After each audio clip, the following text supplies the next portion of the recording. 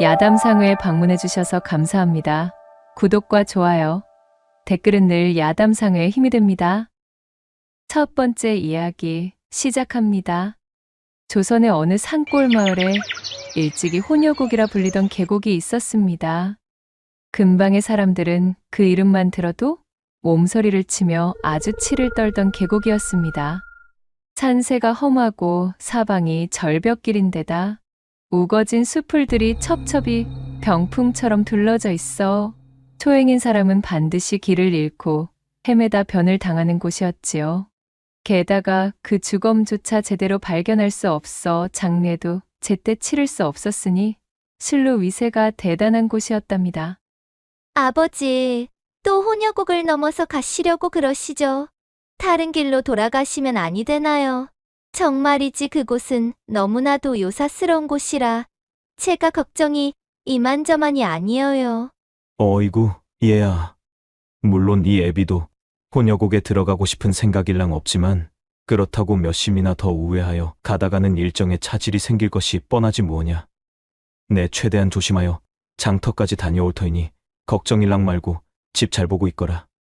이렇듯 혼여곡을 넘으려는 부모를 둔 집의 자식들은 그 전날의 밤부터 걱정 어린 한숨을 깊게 뱉으며 제 부모들의 안위를 염려하기 일쑤였습니다. 그도 그럴 것이 이 혼여곡을 무사히 빠져나오려면 좋기 40리는 걸어 나와야 했습니다. 요새와도 같은 곳이었기 때문에 산적들도 들끓고 있었고 가장 큰 문제는 바로 대낮에도 나타나는 혼여곡의 상군 호랑이였습니다. 험준한 지형 탓에 착호군들도 쉽게 진입할 수 없었기에 혼여곡의 상군은 고을 사람들에게는 그야말로 공포의 대상이었습니다. 사정은 이러했지만 사람들은 위험을 무릅써서라도 이 혼여곡을 건널 수밖에 없었는데요. 혼여곡 너머에는 이 지역서 가장 규모가 큰 장터가 있었고 또한 각종 생필품을 조달하기 위해서라도 반드시 넘어야만 하는 계곡이었으니까요. 그리하여 이 혼여곡의 초입에는 작은 주막집이 하나 들어서게 되었답니다. 바로 혼여곡을 지날 때 여럿이 모여 무리를 짓기 위한 거점이었지요. 안전을 위해 어떤 길소는 며칠씩이나 주막에서 혼여곡을 건널 무리를 기다리기도 했습니다. 오늘은 바로 이 혼여곡에 얽힌 이야기입니다. 매서운 추위를 등에 업고 눈발이 흩날리던 어느 겨울, 혼여곡을 건너기 위해 주막에 당도한 처자가 있었습니다. 날씨가 점점 흉해지는 것이 참으로 걱정이네. 이런 매서운 날씨에 목적지까지 무사히 당도할 수 있을지 모르겠구나.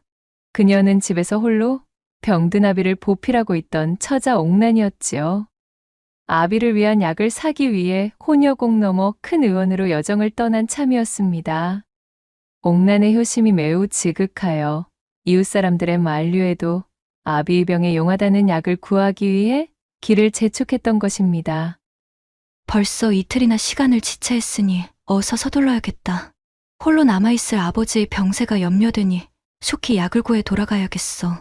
근심 깊은 얼굴로 주막에 들어선 옥난은 자신의 지친 몸을 누일 생각도 않은 채 곧바로 혼여곡을 건널 무리들이 있는지부터 알아보기 시작했습니다. 다행히도 주막집에는 혼여곡을 건널 예정인 사람들이 한데 모여 출발 준비를 하고 있었지요. 실례합니다. 혹시 혼여곡을 건너실 분들이신가요? 그렇소. 아주 딱 맞춰 당도하셨구만요. 이제 막 채비를 마치고 출발하려던 참이오. 정말 다행입니다. 저도 혼여곡을 건너야 하오니 괜찮으시다면 일행에 합류하고 싶어요. 이렇게 참하고 고운 처자가 동행해준다니 고단한 길에 좋은 말벗이 되겠구려. 일행의 인솔자로 보이는 사내가 반색하며 자신을 반겨주자 옥나는 긴장하던 마음을 안도하며 무리에 합류하였고 모여있는 일행 틈으로 들어가 간단한 인사를 마쳤습니다. 혼여곡 너머의 대장터로 향하는 소금장수며 보부상, 대부분 상인들로 꾸려진 일행은 참으로 건장하고 다부진 사내들로 이루어진 무리였습니다. 산전수전을 다 겪은 듯한 박력을 풍기는 그들의 모양새에 가슴을 졸이던 옥나는 내심 안도할 수 있었습니다. 다행이야. 저토록 건장한 사내들과 일행을 꾸린다면 큰 무리는 없이 혼여곡을 건널 수 있겠구나. 자, 그럼 이제 슬슬 출발토록 하시지요. 굳은 날씨가 조금 걸리긴 하지만 이미 무리를 짓기 위해 많은 시간을 허비하였으니 촉히 길을 재촉하도록 하시자고요. 여러분들, 그럼 모쪼록 잘 부탁드리겠습니다. 그렇게 심기일전하여 길을 재촉한 일행들은 지체 없이 주막을 나서 혼여곡 입구로 들어섰습니다. 이때까지만 하여도 옥나는 꿈에도 몰랐지요. 앞으로 자신에게 닥치게 될 크나큰 위기를 말입니다. 조심하시오. 땅이 얼어 까딱하면 절벽으로 곤두박질 당할 것이오. 오늘따라 혼여곡 산세가 유독 험하네 그려. 다들 정신 꽉 차리고 따라들 붙으시게. 절벽에 붙어서 꽁꽁 언 바닥을 조심스레 짚어가며 발걸음을 옮기던 일행들은 점점 굵어지는 눈발에 걱정거리가 쌓여가고 있었습니다. 일행 중 유일한 여자였던 옥난이 뒤처지느라 그 속도를 맞추기 위해 좀처럼 계곡을 넘어가는 일정의 기세가 붙지 않았기 때문이었어요. 이러다간 이 엄동설 안에 야숙이라도 해야 할 판이요. 사내들은 내심 불만 가득한 목소리를 내며 한참 뒤처져 따라오는 옥난을 흘겨보고는 깊은 탄식을 뱉었습니다. 주막에서 출발할 때만 하더라도 옥난에 단아하고 밭꽃 같은 미모에 저마다 음험한 마음을 품으며 선뜻 그녀를 받아주었으나 막상 자신들의 발목을 붙잡는 골칫거리가 되자 대단히 짜증이 오른 모양새였어요. 참으로 미안합니다. 길이 고되다 보니 일행 여러분들께 저는 짐만 되네요. 허참, 어디 혼여곡 넘기가 그리 쉬울 줄 아셨소. 낯짝이 반반하여 여정길에 흥이나 돋을 수 있으려니 했는데 이거야 원영. 투덜거리는 사내들 틈에서 옥나는 엄동설 안에 꽁꽁언 다리를 열심히 주물러가며 제 발을 분주히 놀렸으나 참시 새끼 험준한 여정에 이골이 나 있던 장사꾼 사내들을 따라잡기란 여간 힘든 것이 아니었습니다. 행렬에 피해를 주지 않으려 이를 악물고 몸을 추스렸지만 난생 처음 넘어보는 그것도 이리 험준한 고개를 넘는 일은 그녀에게 체력적으로 엄청난 부담을 던져주는 몹시도 혹독한 일이었지요. 앞을 구분하기 어려울 정도로 거세진 눈발이 옥난의 눈앞을 매섭게 어지럽히며 그녀를 괴롭히고 있었습니다. 참으로 큰일이구나. 그저 일행을 꾸리는 것이 기뻐 간과하고 있었는데 맨몸으로 한겨울에 눈 덮인 계곡을 넘는 것이 그리 녹록한 일이 아님을 잠시 잊고 있었지. 무엇이야. 나 때문에 이들의 발걸음을 지체하면 아니 될 일인데 조금만 더 힘을 내자.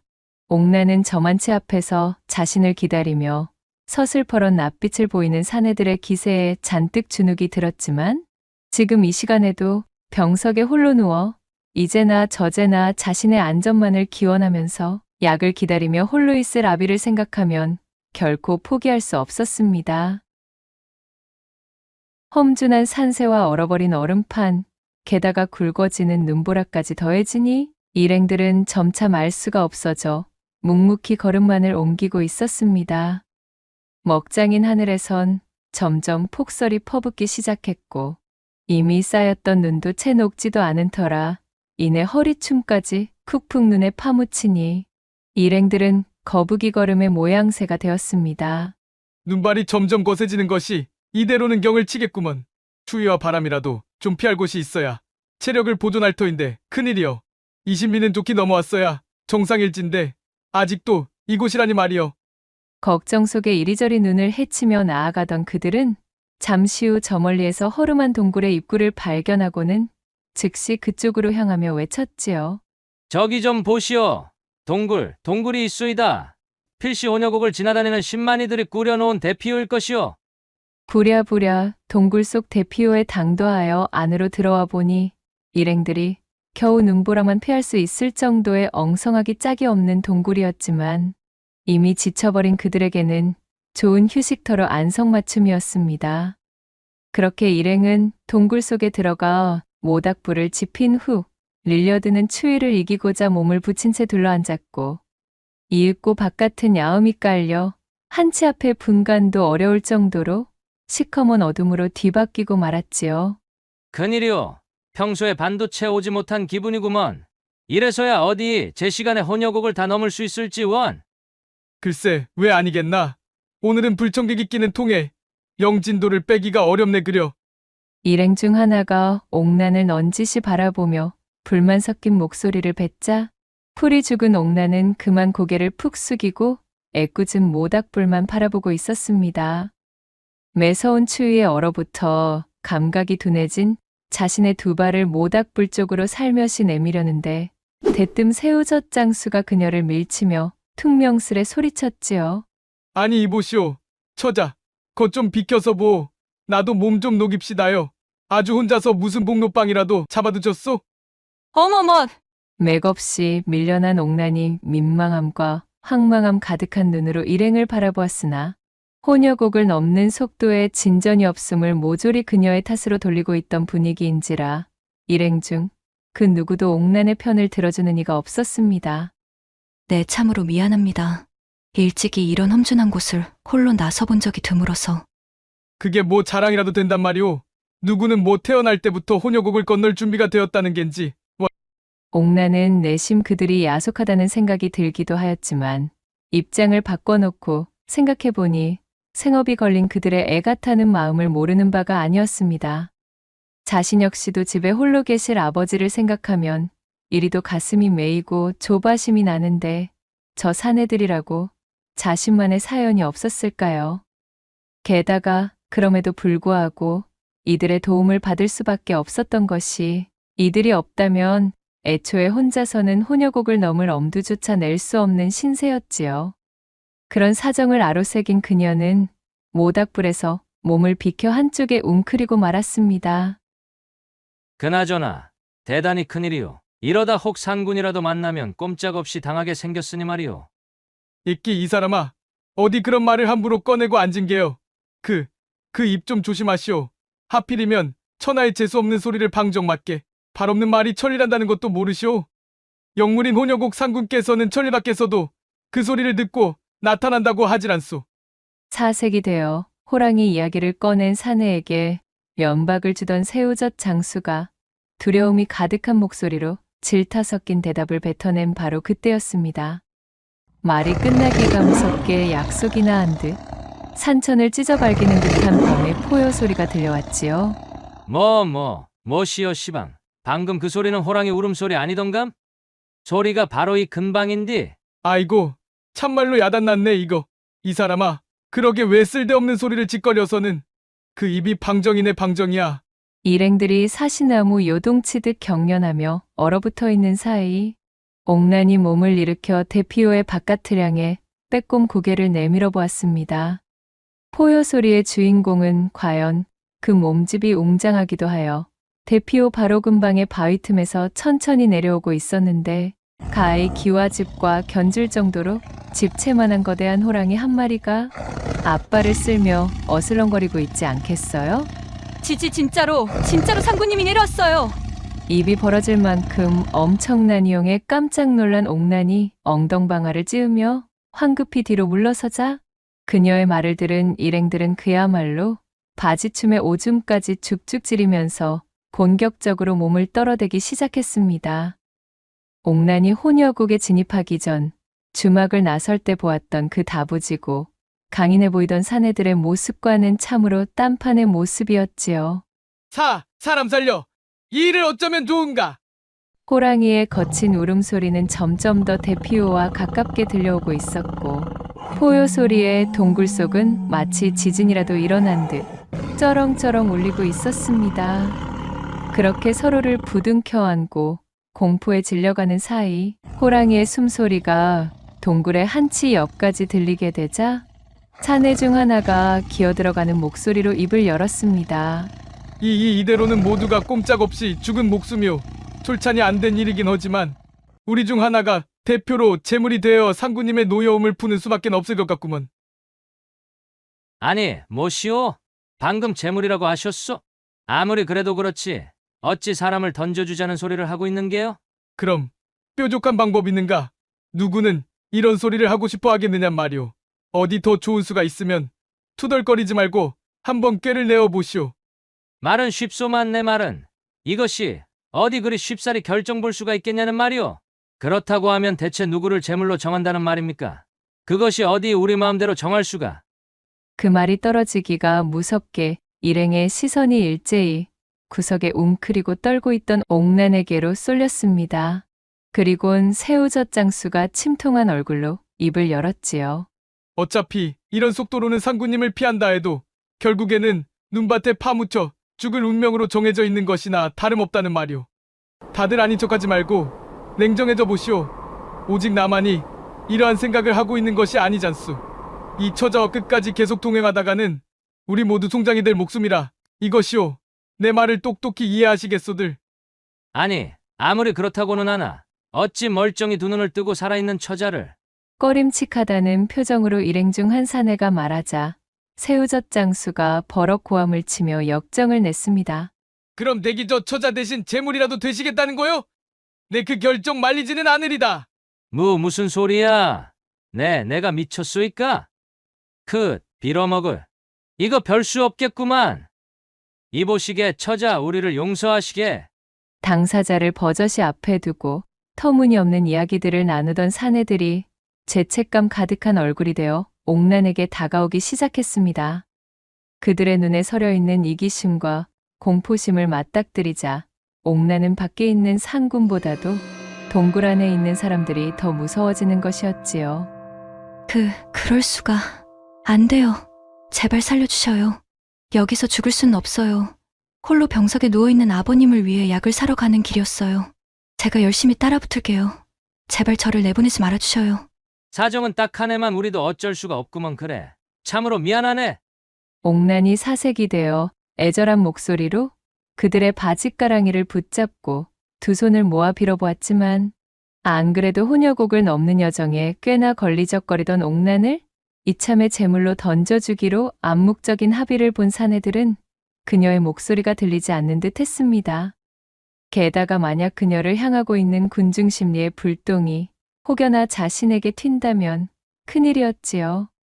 본인의 목숨이 달린 급박한 상황에 일행 중 그 누구도 그녀를 위해 발벗고 나설 수는 없는 상황이었습니다. 그녀는 일행들에게 붙들려 내던져지듯 대피호 밖으로 나뒹굴었습니다. 바닥에 패대기 쳐진 옥란이 새파랗게 질린 채 비명을 지르며 고개를 들자 대번에 호랑이와 눈이 마주치고 말았습니다. 맙소사, 하늘이시여. 옥란은 정신이 혼미하여 그 자리에서 발이 얼어붙고 말았습니다.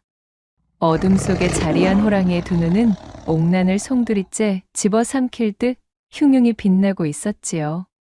이윽고 호랑이가 두툼한 앞발을 움직여 핏기가 가셔 창백해진 옥란의 앞으로 한 걸음 내딛자 끝없는 공포에 사로잡힌 옥란은 그만 털썩 혼절하여 까무러치고 말았습니다. 이윽고 호랑이의 얼굴이 쓰러진 옥란의 몸 코앞까지 당도하였고 옥란은 이제 모든 것이 끝장이라는 생각과 함께 마지막까지 붙잡고 있던 정신줄을 놓쳐버리고 말았지요. 어라, 시간이 얼마나 흘렀는지도 정확하게 알 수 없는 산중의 외딴 곳. 산새가 요란히 지저귀는 소리에 옥란이 화들짝 놀라 눈을 뜨며 중얼거렸답니다. 대체 여기는 어디지? 내가 왜 이런 곳에? 그녀가 눈을 뜬 곳은 큼지막한 암벽으로 둘러쳐진 동굴 안이었습니다. 저만치에서 보이는 동굴의 입구에서 폭신한 아침 햇살이 퉁퉁 부은 옥란의 눈을 어지럽히고 있었어요. 그래, 맞아. 기억이 났어. 분명히 나는 지난밤에 상군의 앞에서 옥란은 간밤 호랑이를 눈앞에 두고 혼절했던 기억이 똑똑히 떠올랐지요. 분명 그 상태로 호랑이에 물려가 죽은 목숨이라 여기고 있었는데 멀쩡하게 살아있는 것이 참으로 신기한 일이었습니다. 정말 알 수가 없는 노릇이구나. 이것이 대관절 어떻게 된 일일까? 그녀가 놀라 황망히 몸을 일으키려는데 무언가 등 뒤에 닿는 포근한 감각을 눈치챘습니다. 흐이! 소름이 돋은 옥란이 황급히 고개를 돌리자 세상에나 이것이 무슨 일이겠어요? 어제의 그 집채만한 호랑이가 글쎄 바닥에 드러누워서는 여지껏 옥란의 몸을 따뜻하게 품고 있던 것이었지요. 아니, 이 호랑이는 분명 도대체 이것이 어찌된 영문인지 이윽고 누워있던 호랑이가 눈을 뜨고 그 큰 몸을 일으켰습니다. 그리고는 믿을 수 없을 정도로 그윽하고 차분한 눈길로 담자코 옥란을 바라보기 시작했지요. 이를 본 옥란은 어쩐 일인지 이 호랑이에 대한 두려움이 서서히 옅어지기 시작했습니다. 조심스레 손을 뻗어 호랑이의 턱을 쓸어만지자 호랑이가 낮게 울음을 토해냈습니다. 그 소리를 듣고는 동굴 안쪽에서 앙상하게 마른 암컷 호랑이가 비척거리는 걸음으로 기어나왔습니다. 암컷 호랑이는 옥란 옆에 익숙하게 자리를 잡더니 그녀의 얼굴 앞에다 제 아가리를 크게 쩍 벌렸지요. 어라? 암컷 호랑이의 입안을 살펴보던 옥란이 놀란 감탄사를 뱉었습니다. 호랑이의 입천장에는 사슴에 부러짐, 뿔 조각이 박혀있기 때문이었습니다. 세상에나, 가엾게도 이것 때문에 먹지 못하여 일이 앙상해진 것이로구나. 옥란은 암컷 호랑이를 다정하게 쓰다듬으며 말했습니다. 그리하여 호랑이의 입에 팔을 집어넣고 깊게 박혀있던 사슴뿔 조각을 빼내었습니다. 자, 됐다. 이제 음식을 먹을 수 있을 거야. 그렇다고 나를 먹으면 곤란하단다. 알겠지? 그녀의 말에 암컷 호랑이는 크게 포효하고는 기뻐하는 모양새로 옥란의 머리에 제 머리를 부비며 그르렁거렸지요. 수컷 호랑이는 마치 고맙다고 인사라도 하는 듯 그 큼지막한 고개를 위아래로 끄덕거리고 있었습니다. 옥란은 빙긋이 웃으며 그런 호랑이의 등을 쓸어주었습니다. 그렇게 옥란이 호랑이 굴 속에서 매서운 폭설이 그치기를 기다리고 있던 그날 밤, 옥란은 호랑이 부부가 잡아온 고기를 모닥불에 익혀 먹으며 동사하지 않고 따뜻하게 버틸 수 있었던 것입니다. 어느덧 눈이 그치고 날씨가 맑게 개이자 옥란의 곁에 누워있던 수컷 호랑이가 그녀의 앞에 엎드려 고개를 돌리며 으르렁거렸어요. 설마, 내 등에 업히라는 소리니? 옥란이 조심스레 호랑이의 등에 엎혀 목을 감싸주자 수컷 호랑이는 기다리고 있었다는 듯 우레 같은 속도로 동굴 밖을 뛰쳐나가 고개를 넘기 시작했습니다. 눈에 보이는 풍경이 쏜살처럼 지나가는 통의 멀미까지 느낀 옥란은 호랑이에게서 떨어질세라 제 눈을 질끈 감고 호랑이의 목덜미 털을 감싸진 손을 꼭 붙들었어요. 그렇게 호랑이는 눈 깜짝할 사이에 신묘한 측지법이라도 쓰는 양 혼혈곡을 단번에 뛰어넘고 물을 건너 산골 깊숙한 곳에 자리하고 있던 옥란의 집 마당 앞까지 당도한 것이었습니다. 믿을 수 없는 일이 연이어 벌어져 입을 다물지 못하던 옥란이 채 놀라움을 거두기도 전에 그녀를 내려놓은 호랑이는 번개처럼 몸을 움직여 사라져버렸지요. 벙찐 표정으로 호랑이가 사라진 방향을 물끄러미 바라보던 그녀가 맥 빠진 목소리로 중얼거렸습니다. 세상에나 마상에나 참으로 신통방통한 일이 아닐 수 없구나. 사람을 잡아먹기로 이름 높은 그 무서운 상군이 나를 이리 살뜰하게 돌봐줄 줄이야. 게다가 집 앞까지 나를 바래다 주다니? 비록 혼혈곡을 넘어 약을 사오진 못했지만 덕분에 엄동설 안에 얼어 죽지 않고 몸을 보전할 수 있었어. 옥란은 한숨을 쉬며 놀란 가슴을 쓸어내렸습니다. 그때 호랑이가 사라졌던 수풀이 바스락대며 갈라지더니 방금 전 그 호랑이가 다시 모습을 드러내는 것이 아니겠어요?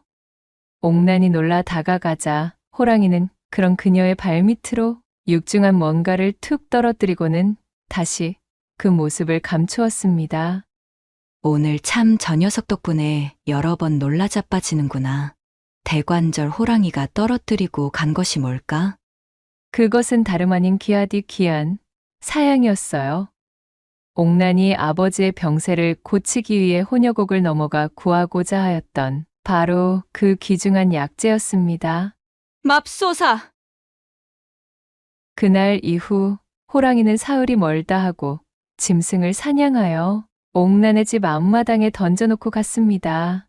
사슴이며 곰, 멧돼지, 심지어 노루까지 옥란이 살면서 단 한 번도 구경해 본 적 없는 짐승들까지 턱턱 사냥하여 던져두는 통에 그녀는 놀라지 않을 수가 없었습니다. 호랑이의 덕분으로 아비의 약에 필요한 진귀한 재료들을 손쉽게 구한 덕택에 그녀의 아비는 나날이 병세가 호전되기에 이르렀고 이내 경석에서 일어나게 되었답니다. 호랑이가 던져준 짐승들의 고기 또한 매우 값이 나가는 것들이었으니 그것을 팔아 살림에 보탠 옥나는 차츰차츰 형편이 좋아지게 되었지요. 그녀는 은혜를 갚을 줄 아는 극진한 호랑이에게 받은 보은으로 자신의 아버지와 같이 어려운 형편에 몸져 누워있는 이웃들에게 호랑이가 준 귀한 약재들과 고기들을 나누며 그들을 돕기에 이르렀고 그렇게 은덕을 쌓은 그녀는 혼인을 하고 가족을 이룬 이후로도 큰 어려움이 닥치지 않아 해로할 때까지도 행복을 잃지 않고 지낼 수 있었다고 전해집니다. 그리고 그 순간까지도 호랑이는 그녀의 곁을 지켜주며 수호신처럼 옥난의 곁을 맴돌았다고 하지요. 한편 다 함께 혼혈곡을 건너던 그날 옥난을 대피호 밖으로 매몰차게 내던졌던 나머지의 일행들은 과연 어떻게 되었을까요? 옥난을 내던지고 상군을 물렸지만 그 이후로 밤새 그칠 줄 모르고 퍼붓던 폭설에 발이 묶인 그들은 그렇게 대책 없이 대피호 안으로 밀려든 눈사태를 차마 피하지 못하였습니다. 이듬해 봄, 혼혈곡을 덮은 눈이 완전히 녹은 다음에야 얼어붙은 자신들의 주검을 세상에 내보일 수 있었다는 후문이 옵니다. 두 번째 이야기 시작합니다. 별땅 기와 지붕에 내려앉은 교교하기 그지없는 달빛이 어쩐지 처량하고 으스스하던 밤, 풀벌레의 부산스러운 울음소리가 유난히도 귓가를 거스르는 야심한 시각이었습니다. 밤의 공기와는 좀 채 어울리지 않는 흐느낌 소리가 돌담 너머로 희미하게 들려오고 있었습니다. 그 소리의 근원지는 김마골이라는 고을에 천석군으로 살고 있던 오간의 거처였습니다. 그 슬픈 울음소리의 주인공은 다름 아닌 오간의 막내 여식 약선이었지요. 저 어린 것이 얼마나 분에 바쳤으며 이 야심을 틈타 저리도 울음을 토해내는 것일꼬. 참으로 안쓰럽기에 그지없구나. 별땅에서 자신이 딸아이가 슬피 내는 울음소리에 잠을 이루지 못하고 있던 오가의 가슴은 미어지듯 옥죄어만 왔습니다. 하늘도 참으로 무심하기만 하구나. 저 가여운 것이 대체 무슨 잘못이 있다오. 그칠 줄 모르는 딸의 울음소리에 오가는 멍하니 천장을 올려다보며 큰 한숨을 토해낼 수밖에 없었습니다. 사정은 이러했습니다.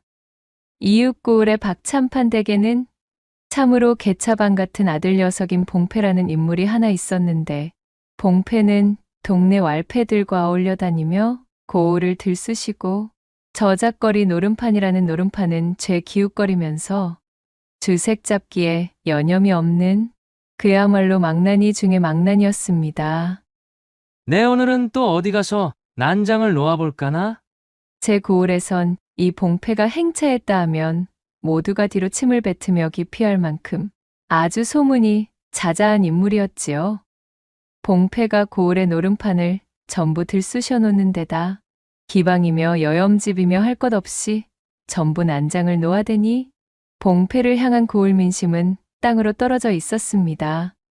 박참판이 한양 고위정승들과의 연줄이 다 있어 고을 원님조차도 박참판네 집안을 함부로 할 수 없었기에 동네 사람들은 그런 봉패의 망나니 짓을 눈뜨고 지켜볼 수밖에 없었습니다. 봉패는 고을에서 더 이상 자신을 끼워주는 판이 없자 부득부득 김하골까지 기어들어와서는 투전판을 들락날락하고 있던 터였습니다.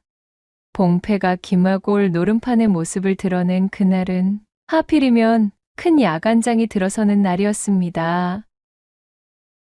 아침부터 잔뜩 신이 나 있던 오간의 딸 약선이 야간장 구경을 가자며 아비인 오가에게 졸라대고 있었습니다. 원, 녀석도.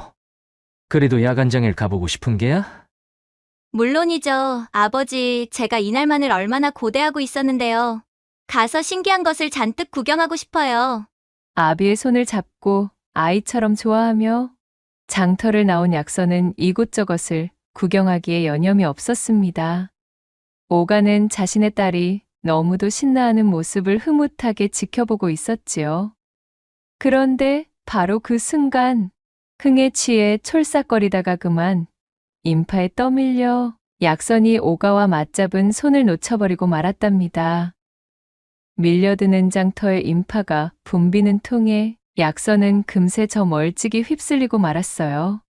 참으로 일진이 나빴던 것이 장터 안의 투전판에서 가져온 판돈을 모두 잃은 박참판의 망나니 아들 봉패가 제 성질을 이기지 못하고 씩씩거리며 분풀이할 대상을 찾고 있었던 것이었습니다.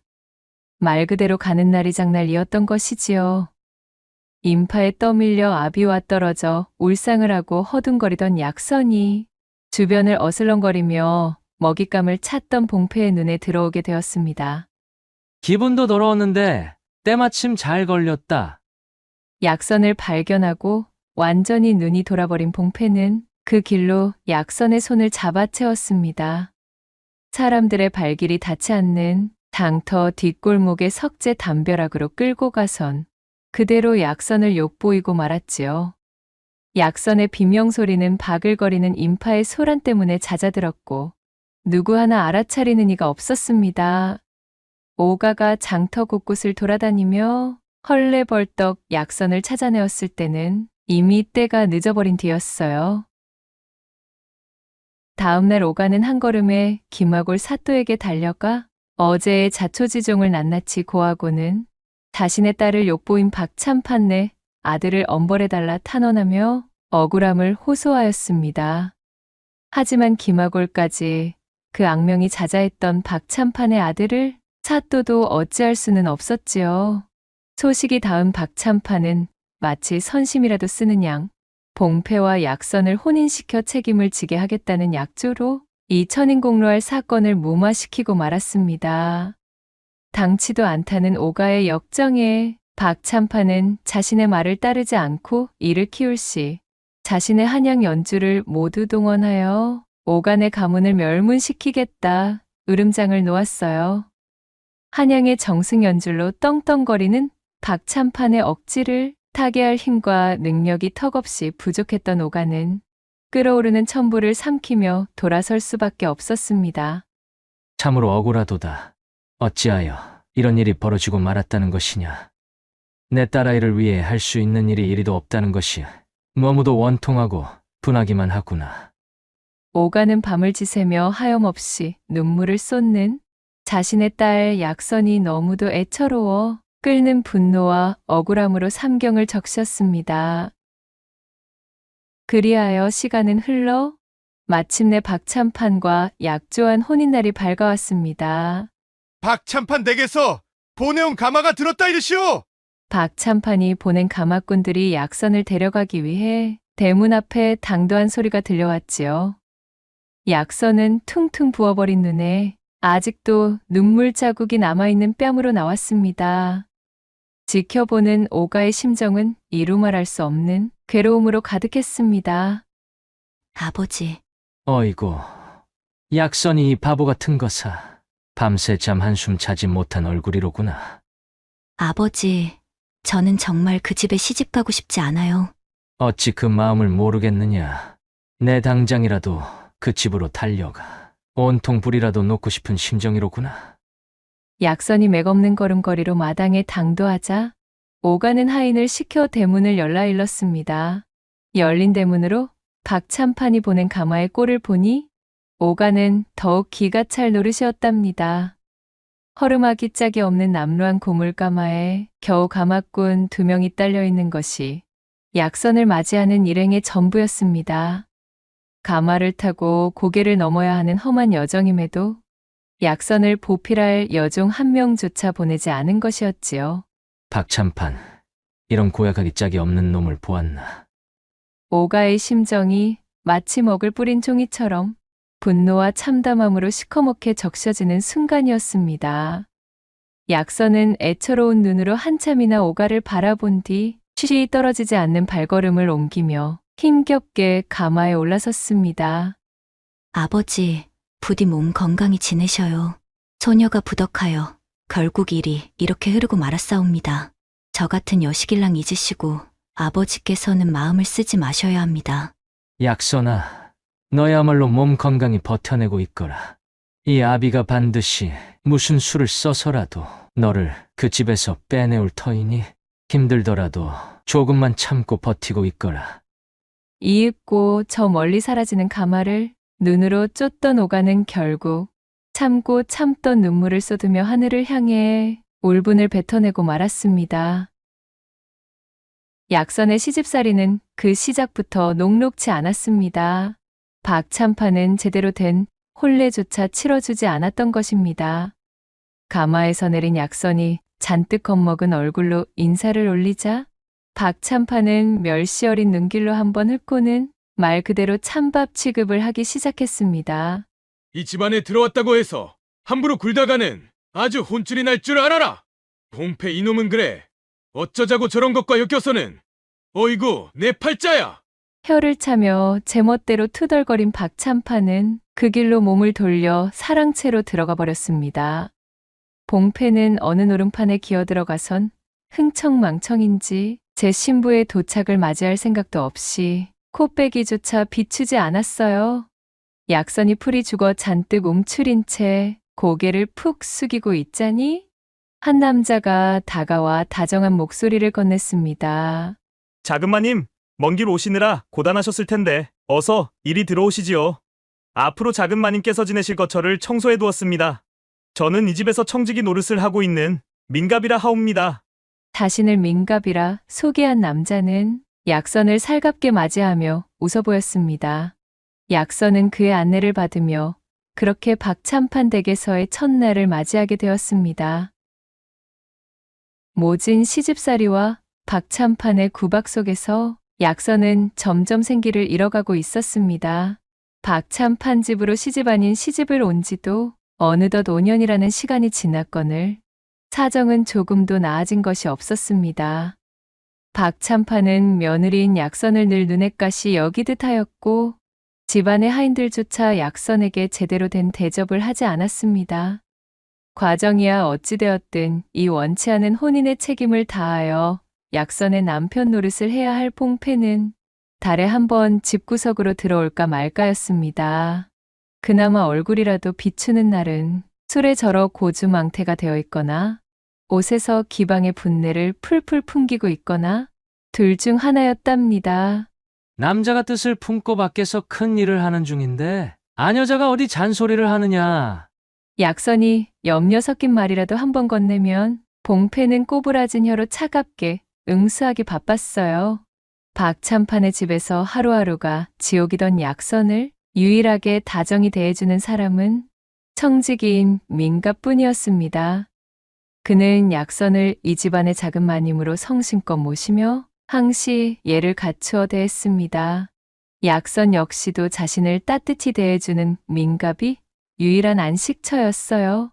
약선이 박참판의 푸대접에 기운이라도 쭉 빠져 있으면 어디선가 민갑이 나타나 따뜻한 꿀차를 내어와선 약선의 방 앞에 내려놓곤 했습니다. 자금마님, 기운을 잃으시면 안 됩니다. 따뜻하게 속이라도 좀 적시도록 하시지요. 매번 늘 고맙구나. 이 집안에서 나를 사람 대우하는 자는 민갑이 너뿐이로구나. 내 덕에 그나마 이 지옥 같은 하루를 버틴단다. 무슨 그런 말씀을 하십니까? 당연히 제가 해야 될 일을 하는 것뿐이지요. 자금마님께서도 얼른 힘을 내셔야만 합니다. 성품이 곱고 어진 분이시니 반드시 좋은 날이 찾아올 것입니다. 과연 그런 날이 오기는 할까? 나는 도통 알 수가 없구나. 물론입니다, 자금마님. 그런 날은 반드시 찾아오기 마련이죠. 민갑은 시원한 하늘 같은 낯빛으로 웃으며 약선을 위로해주곤 하였습니다. 마음을 내려놓고 휴식할 시간을 벌어다주는 민갑의 진심 어린 호의에 약선은 역게나마 미소를 보일 수 있었습니다. 하늘이 약선의 가여움을 알아본 것일까요? 천지신명도 더는 묵과할 수 없었던 것일까요? 비가 억수같이 쏟아지는 어느 날 박참판 댁에 비보가 날아들었습니다. 봉패가 노름판에서 과하게 들이켰던 탁주의 기운을 이기지 못하고 집으로 돌아오는 하천의 다리에서 그만 실족을 하고 만 것이지요. 졸지에 아들의 초상을 치르게 된 박참판은 슬픔에 휩쓸려 길길이 날뛰더니 약선을 그야말로 남편 잡아먹은 여자 취급을 하기 시작했습니다. 사사건건 트집을 잡는 박참판의 구박이 전과는 비견할 수 없을 정도로 심해져만 갔습니다. 그러고도 부족했는지 봉패의 초상이 끝나고 얼마 지나지 않아 약선은 박첨판의 집에서 소박을 맞고 공가로 돌아가게 되었습니다. 너는 이 집안 사람이 될 자격이 없는 여자이니라. 앞으로 편히 발 뻗고 잘 생각일랑 거두는 것이 좋다.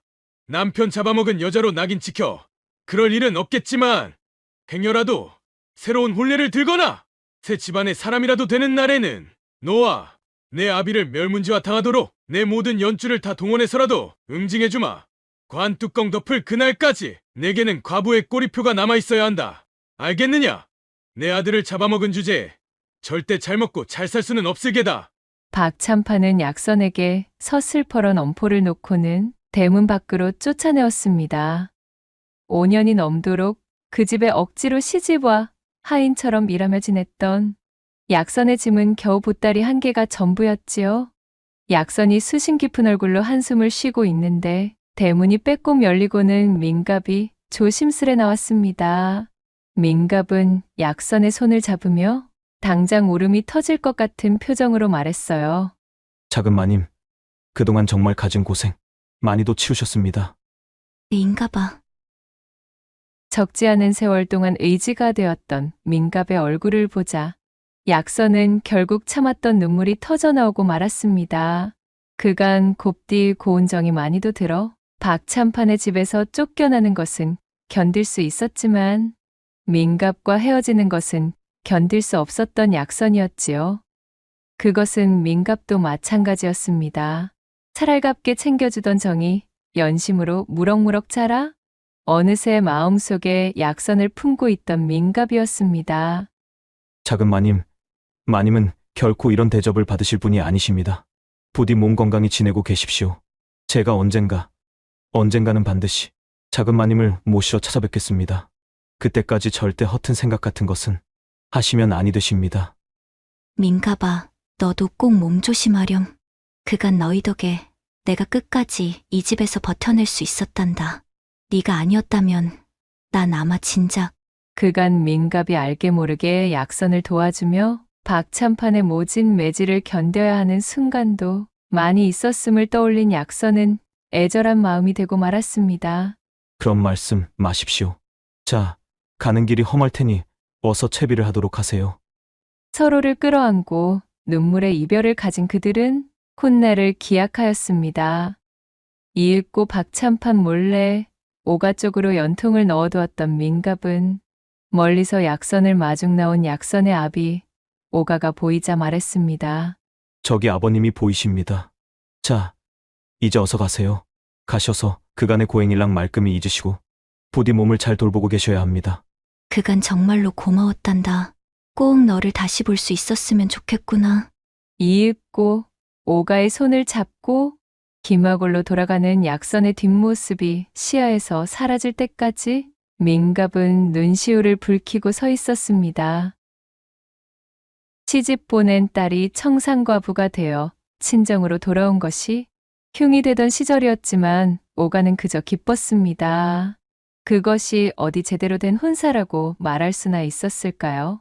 봉패가 유명을 달리했다는 소식을 전해 들었던 그날, 오가는 하늘의 뜻이 닿고 천벌이 강림하여 복수가 되었다며 그야말로 춤이라도 추고 싶은 심정이었습니다.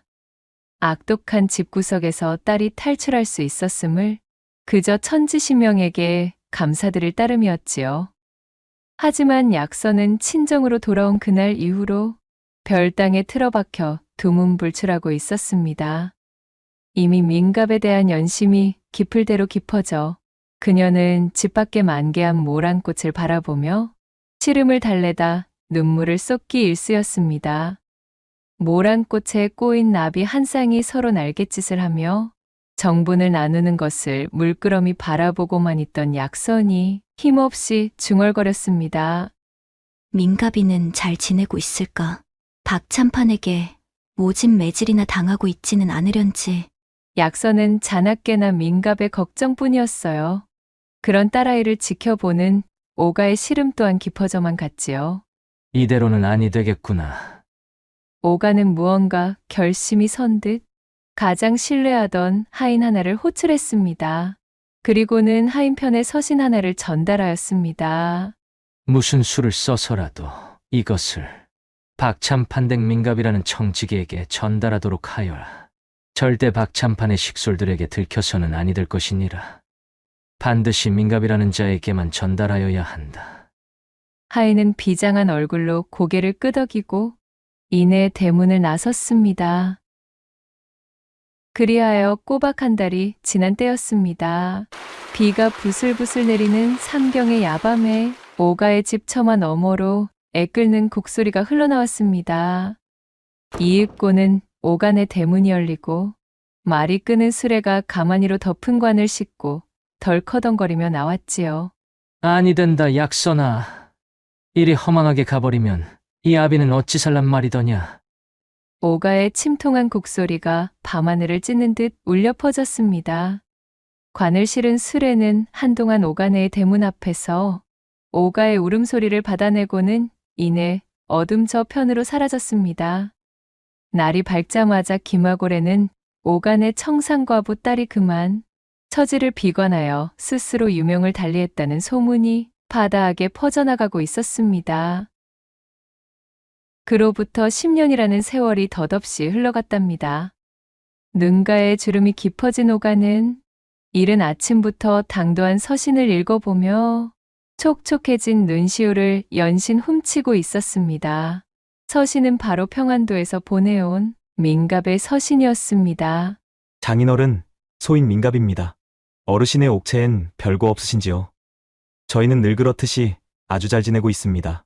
민갑의 힘찬 글씨체로 쓰여진 인사말에 코가 시큰해진 오가는 잠시 고개를 들어 창호밖의 하늘을 올려다보았습니다. 그리고 10년 전의 그날 밤을 떠올렸지요. 10년 전 비가 세차게도 내리며 어두웠던 그날 밤, 곡소리와 빗소리가 뒤섞여 흉흉했던 그날, 오가의 대문을 나서던 말이 끄는 수레에 실려있던 관 속에는 오가가 준비해준 동꾸러미와 폐물 몇 가지를 품에 안은 약선이 긴장하며 숨죽인 듯 누워 있었습니다. 그리고 말의 고삐를 잡고 있던 차는 다름 아닌 박참판댁에서 도망쳐 나온 민갑이었지요. 오가의 하인이 보낸 서신을 무사히 전달받은 민갑은 박참판이 눈치채지 못하도록 비밀 서신을 통해 오가와 은밀히 계획을 나눴고 약선의 거짓 초상을 준비하게 되었던 것입니다. 그렇게 김화골 사람들의 눈과 박참판의 눈까지 피해 민갑과 약선은 평안도까지 넘어가 혼인하고는 새롭게 터를 잡았던 것이었습니다. 첫째 놈은 벌써 올해 9이 되었습니다. 이놈의 눈 모양이 벌써부터 장인어른과 빼다 박은 것이 아주 훤칠하게도 생겨 고을 여자아이들에게 인기가 상당하지요. 둘째 놈은 올해로 6인데 벌써 사서삼경을 읽을 정도로 영특하게 자라고 있어 아내의 사랑을 독차지하고 있습니다. 자신의 손주들 소식이 적힌 대목을 읽어내려가던 오가는 결국 눈물을 터뜨리고 말았습니다. 사위가 약선이와 함께 아주 잘 지내고 있구나. 오가는 허어 웃으며 눈물을 닦아내고는 이윽고 서신의 나머지를 읽기 시작했습니다. 어느덧 살림이 불어 이제 저희는 논이 쉰맞이기 정도 됩니다. 머슴을 둘이나 쓸 정도로 사정이 나아져 다행입니다. 이곳에 터를 잡은 이후 아내는 얼굴에 웃음을 잃지 않고 있습니다.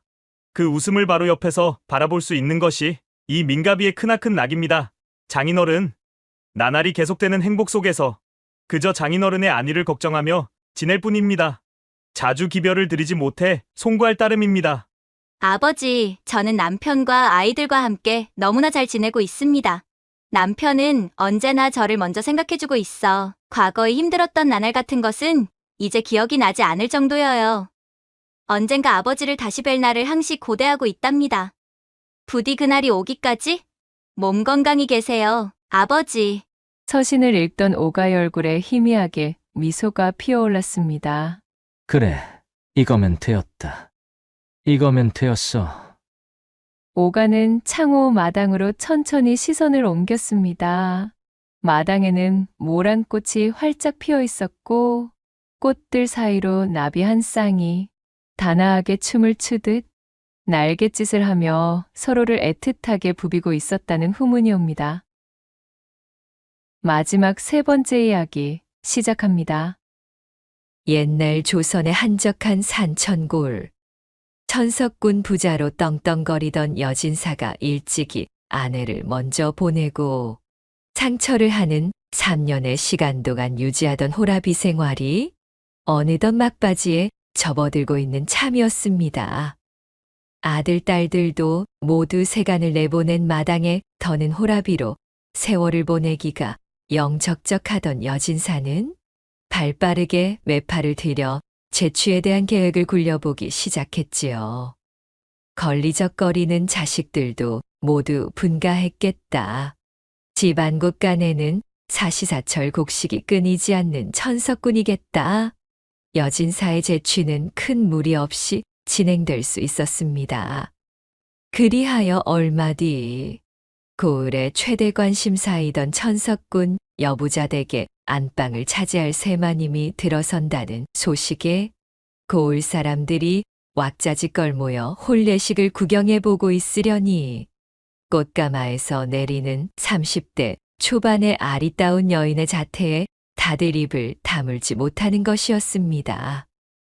여진사댁으로 재취온 이 상주댁은 그야말로 깊은 숲속의 사슴을 닮은 촉촉한 눈망울에 오똑하게 솟은 콧나라며 험한 바칠이라고는 해본 적도 없어 보이는 백옥 같은 뽀얀 피부에 수학철을 맞은 듯한 자두같이 붉은 입술을 하고 있으니 그 자색이 몹시 뛰어나 이를 지켜보던 고을 사람들 모두가 수군거리기에 부족함이 없었지요. 여진사, 저 양반이 저거 상처한답시고 3년을 아주 짠내나게 보내더니만은 부처 자리로 저런 미인을 들여놓으려고 그 야단을 떨었던 게로구만. 얼씨구, 이 사람아! 이거 남의 집 경산한 혼사 앞에서 어찌 그런 지독한 소리인가? 자네 혹시 저 집 새안방마님의 자색이 빼어난 게 부러워서 배라도 아픈 게야? 하긴 자네 마누라 용모를 보자면야 가히 그럴 수도 있겠구만. 아니 왜야? 이 사람이 이거 생사람 잡지 마시게. 그러는 자네 마누라는 어디 그 박색함이 소문나지 않았다던가? 뻔히 하는 것을 두고 어찌 눈 가리고 아웅이란 말인가? 상주댁이 둥그런 턱선을 치켜내리며 수줍음을 뒤로 한 채 제 넓은 이마와 반듯한 인중을 뽐내며 혼례식을 수놓으니 사람들은 그녀의 관상에서 마치 부귀영화를 타고난 듯한 기품이 줄줄 흘러넘치니 가히 천석군 부자댁의 새로운 안방마님으로 손색 없는 인물이라며 입을 모아 칭찬했습니다. 그렇게 온 고을이 떠들썩하게 혼례를 올린 그날 밤, 이른바 여진사와 상주댁이 첫날 밤을 치른 밤이었지요. 허나 이 여진사댁에 느닷없는 비보가 날아들고 말았습니다. 바로 첫날 밤을 치른 여진사가 비명행사로 이승을 하직하고 말았다는 소식이었습니다. 갑작스럽게 벌어진 아닌 밤 중 홍두깨 같은 소식을 접한 사람들의 입에서는 이 괴팍한 비보를 소재 삼은 흉흉한 소문이 꼬리를 물고 이어졌어요. 마을의 아낙네들은 상주댁의 미모를 시기한 여진사의 전부인 홀령이 강림하여 여진사를 길동무로 데려갔다는 허무맹랑한 소리를 해대었지요. 사람 팔자 참으로 알 수 없는 것이라고 하더니만 저리 어여쁜 후처를 맞이한 그날의 일이 비명행사로 가버리다니 귀신이 곡할 노릇이 아니고 무엇이겠나? 아, 그러게나 말일세. 참으로 오싹하기 짝이 없는 병고가 벌어졌다는 거 아니겠소? 이렇듯 급작스러운 여진사의 비명행사를 두고 여러 가지 소문이 들리던 와중 평소 돌다리도 남이 두들기고 건너는 것을 본 이후에야 건너는 조심스러운 성미를 지녔던 여진사가 이 혼인만은 다른 모든 이들의 조언을 무시하고 제 뜻대로 진행했다는 사실이 밝혀지게 되었습니다. 이는 여진사가 생전 항시 시주를 게을리하지 않으며 많은 흥망성쇠에 조언을 구하던 한 노승이 절간에서 내려와 장례식장에서 밝힌 사실이었지요. 혼례전 새로이 안방마님이 되실 분의 관상을 받으린 적이 있소이다. 타고난 팔자가 몹시 드세고 사나워 그 어떤 장정의 사내도 그녀의 배 위에서는 목숨을 부지하기 힘들 것이라 사료되는 괴가 나오고 말았지요. 이를 여진사에게 이르며 혼례를 진행하지 마시라 신신당부를 하였으나 여진사는 내 말을 귀담아 듣지 않고 권고도 따르지 않아 그대로 이를 진행하고는 참변을 당하고야 말았소이다. 해당 사실이 고을 전체에 퍼져 사람들의 수군거림이 짙어지자 여진사의 3년상을 치러내는 동안 상주댁은 쥐 죽은 듯 얌전히 집안에만 틀어박혀 지냈습니다. 사람들의 괴이한 소문의 중심에서 그들의 입방아에 오르내리는 것이 불편하기도 했지만 온갖 억측이 난무하는 바닥에서 가장 듣기 거북하였던 것은 바로 간악한 상주댁이 사실은 부잣집의 재산을 노리고 재취를 들었다는 소문이었습니다. 그리하여 세간의 관심에서 멀어지기 위해 칩거를 택했던 것이지요. 행복한 미래를 그려나갈 초야에 서방을 황천으로 떠나보낸 아픔을 뒤로한 채 기나긴 3년의 시간을 칩거하며 보낸 상주댁이 따뜻한 봄날을 맞이하며 마침내 바깥 출입을 하기 시작했습니다. 상주댁을 발견한 고을 사람들은 조금도 변하지 않은 그녀의 빼어난 자세, 아니, 오히려 남편을 여인 이후 더욱 오묘하게 무르익어 있는 그 서늘하고도 기묘한 자색에 혀를 차며 말을 얹어댔습니다. 이봐, 저기 상주댁이야. 상주댁이 드디어 집에서 나오는구만. 3년상을 지내고서도 어찌 저리 얼굴빛 하나 잃지 않았는가? 나는 소름이 다 돋아나는구만. 저렇게 곱고 자색이 넘치는 여인네가 사실은 남자 잡아먹는 배겨우 팔자였다니 말일세. 그나저나 자네 그 소문 들었는가? 아니, 무슨 소문? 알고 보니 여진사만 상주댁위에서 초상을 맞이한 것이 아니라더군? 상주댁이 첫 시집을 가서 치른 초야의 말이야. 그 첫신랑도 하루를 넘기지 못하고 상주댁 위에서 복상사를 했다는구먼. 이렇듯 괴이한 소문이 꼬리를 물게 되자 상주댁은 사람들의 눈을 피해 또다시 집안으로 칩거할 수밖에 없었습니다. 그렇게 상주댁이 여진사가 남기고 간 대궐 같은 기와집에 하인과 하녀들을 거느린 채 바깥의 세상과는 담을 쌓고 조용히 지내며 여진사의 비명행사도 천천히 지워내던 어느 날이었습니다. 맙소사, 대체 이것이 무슨 일인가요? 이 댁에서 또다시 급사의 비보가 새어나오지 않았겠어요. 이번에는 상주댁의 집에서 이런저런 대소사를 총괄하던 훤칠한 젊은 집사가 그만 안방에서 급사를 당했다는 소식이었습니다. 말할 것도 없이 상주댁의 배 위에서 복상사를 하고 만 것이지요.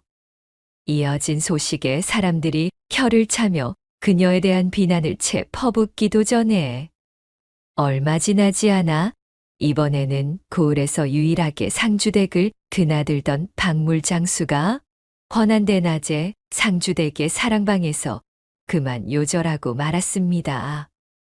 연속으로 쏟아지는 참으로 섬뜩한 부고에 고을 사람들의 입방아는 분노에서 공포로 얼어붙어 상주댁에 대한 소문이 동구밖까지 널리 퍼지게 되었지요. 빼어난 자색을 바탕으로 그가는 아름아름 상주댁을 넘보던 사내들이 몰래 그녀의 집 담벼락을 넘고는 하였으나 이렇듯 상주댁과 엮인 남정네들이 하루가 다르게 운명을 달리하며 나가 떨어지니 이제는 사정이 달라지고 말았습니다. 그 어떤 사내들도 상주댁을 넘보지 않게 되었으니까요. 제 목숨까지 걸어가며 상주댁의 자색을 취하고 싶었던 자는 아무도 없었지요.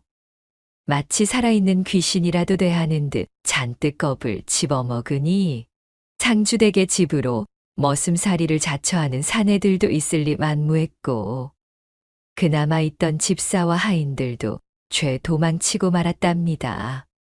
그렇게 인적이 끊겨버린 상주댁의 드넓은 기와집은 흉흉한 정막만이 감도는 고을 최고의 살아있는 흉가로 전락하게 되었지요.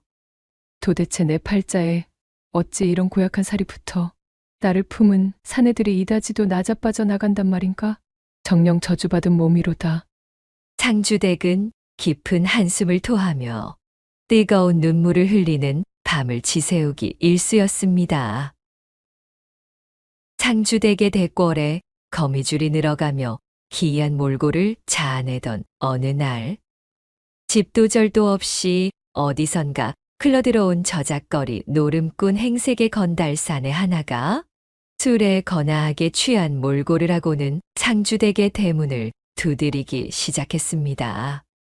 그는 이미 한참 전에 주막에서 여러 사내들이 상주댁에 얽힌 소문을 이야기하던 것을 듣고는 자신이 상주댁에 서려 있는 이른바 저주처럼 도사리고 있는 죽음이 고리를 끊을 수 있는 유일한 위인이라며 고래고래 소리를 치던 사내였지요. 이봐, 누군지는 모르겠다만 아서시게. 어디 그 가벼운 마음으로 덤볐다가 목숨 날아간 사내가 몇인 줄이나 아는가? 그 옆편네는 그야말로 사내 잡아먹는 백여시가 달라붙은 존재란 말일세. 저작거리의 남정네들이 그를 만류하며 쓸데없는 객기 부리지 말라 충고하였지만 건달사내는 콧방귀를 끼며 연거푸 탁배기를 들이키고는 결국 이 시간이 되자 기어이 상주댁의 집 앞까지 나타난 것이었지요. 허우대가 튼실하여 기골이 장대한 건달사내가 오밤중에 찾아와서는 대문을 두드리며 고함을 쳐대고 있으니 상주댁은 바짝 긴장을 하게 되는 것이었지요. 이보십시오. 상주댁, 내 부인의 한을 풀어드리기 위해 이리 찾아왔으니 박대 마시고 들여보내주시기 바라오. 보시는 것과는 달리 나는 시정잡배 혹은 저작거리 왈패나 해먹던 놈팽이가 아니외다. 일자무식이 것만 같던 사내가 제법 예를 갖추어 정중하게 말을 이어나가자 그를 경계하고 있던 상주댁이 대문 밖으로 나서며 눈물이 잔뜩 고인 얼굴로 고개를 숙이며 말했습니다. 제발 부탁입니다. 사람들의 눈이 많으니 그만 돌아가 주셔요. 우리 집, 그리고 제게 들여온 수많은 악소문을 익히 알고 계시질 않습니까? 더 이상 이 집에서 사내가 죽어나가는 꼴을 볼 수는 없습니다. 어터, 그럴 일은 없으니 안심하시오. 건달사내는 그야말로 막무가내로 상주댁을 안다시피 들어올리고는 안방으로 들이닥치는 것이었습니다. 놀란 마음에 대성통곡을 터뜨리며 제발 돌아가달라 읍소하는 상주댁을 건달사내가 천천히 껴안으며 그녀의 등을 부드럽게 쓰다듬자 눈물 콧물 범벅이 된 엉망의 얼굴로 슬퍼하던 상주댁이 얼굴을 발그스름 붉히며 사내를 올려다보았지요. 또다시 나의 품에서 비명행사로 황천여행을 떠나는 사내를 결단코 다시 볼 수는 없는 노릇입니다. 제발 더는 저를 욕보이지 마시고 조용히 돌아가 주셔요. 건달사내는 그녀의 마지막 쥐어짜낸 듯한 부탁마저 무시한 채 상주댁을 품에 껴안고는 금치미로 쓰러졌습니다. 그렇게 시간이 흐르는 줄도 모르고 대들보가 무너져 내릴 기세로 밤을 꽃 피우고 난 다음 상주댁은 건달사내의 질펀한 기회에 힘껏 요동치던 심장이 차게 식는 기분이 들어 대뜸 정신을 차렸습니다. 그러나 건달사내는 멀쩡하게 살아있었지요. 내 말하지 않았소. 그런 일은 없을 것이라고. 안심해도 좋소이다. 그리 말한 사내는 깜빡 눈을 붙일 새도 없이 다시금 상주댁을 몰아세웠고 동창이 밝아올 때까지 지축을 흔들며 거대한 절구대의 가치를 증명해냈습니다. 그날 이후로 건달사내는 당당히 이 집의 대주가 되었답니다. 상주댁은 자신의 지독한 팔자에 들이운 그림자를 거짓말처럼 가시게 만든 사내를 말 그대로 하늘처럼 떠받들었지요. 기나긴 독수공방과 칩거의 세월을 보상받듯 행복에 겨운 나날을 보내던 상주댁이 어느 날 호기심을 참지 못하고 제 새서방에게 물었습니다. 서방님, 대체 어찌하여 서방님께서는 제 끔찍한 팔자에도 이렇듯 건장이 무탈하신 것인가요? 저를 품었던 사내들은 하나같이 새벽동이 터오기도 전에 길게 혀를 빼물고 황천으로 향하고 말았는데 서방님은 이렇듯 단 한 번의 꺼림칙한 기세도 없이 굳건하신 연유가 너무나 궁금합니다. 소첩 너무나 행복하지만 한편으로는 이 행복이 깨질까봐 매우 겁이 나는 것이어요. 그 비결이라도 알고 싶습니다. 그러자 새서방은 너털웃음을 터뜨리며 크게 웃고는 별것도 아니라는 듯이 입을 열었지요. 임자의 사주팔자에 요사스러운 그늘이 끼었다고 한들 그간 그들은 모두 임자의 배 위에서 명을 달리하지 않았소? 즉 다시 말해 복상사의 마수에서 피하지 못한 게지. 천지의 이치가 그러하여 임자에게 정해진 팔자가 내정되어 있다면 하늘과 땅만 뒤바꾸면 간단히 해결되는 일 아니겠소? 당최 무슨 소리인지 알아듣지 못하겠다는 표정의 상주댁이 고개를 갸웃거리자 새서방이 희죽거리며 말을 이어나갔습니다. 자, 한번 곰곰이 잘 생각해 보시오. 그간 우리가 운우를 펼치며 지락을 나누었을 때 한 번이라도 내가 임자 위로 올라탄 적이 있소이까? 늘 임자를 내 위로 올려 마치 승마의 모양새처럼 거사를 치러 오지 않았겠소. 그것이 비결이오. 새서방의 말에 생각에 잠겨있던 상주댁의 양볼이 다시금 붉게 물들었고 그렇게 두 사람은 모든 이들이 겁을 집어먹은 천지의 팔자를 이겨내고 대궐 같은 기와집에서 오랫동안 천수를 누렸다는 후문이 옵니다. 구독과 좋아요, 댓글로 야담상회를 응원해 주셔요. 늘 잊지 않고 야담상회를 찾아주시는 여러분들, 시청해 주셔서 참으로 감사하옵니다.